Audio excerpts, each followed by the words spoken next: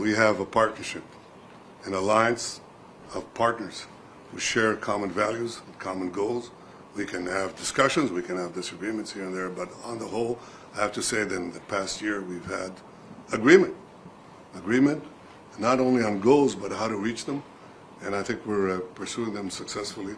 We've been able to do two things: put the knife at Hamas's throat. That was the military effort guided by Israel.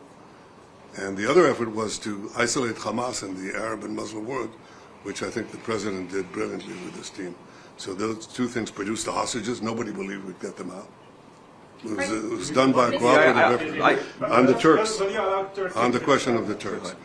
I think, let me quote the Vice President from yesterday. He said that I have very strong opinions on that. And he also said, we have to do it with, Israel will be obviously decide together on who does that. So I have very strong opinions about that. You want to guess what they are? Yeah, you know them. Okay. I want to, guys, for a second. I want to address that. So, look, we don't want in Israel. We don't want a vassal state, and that's not what Israel is. We don't want a client state, and that's not what Israel is. We want a partnership. We want an ally here. And the president believes very strongly that if Israel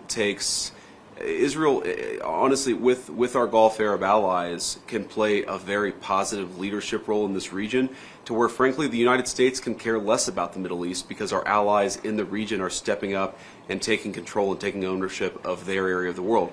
Now, that doesn't mean we don't have interest here. That doesn't mean we don't care about what happens here.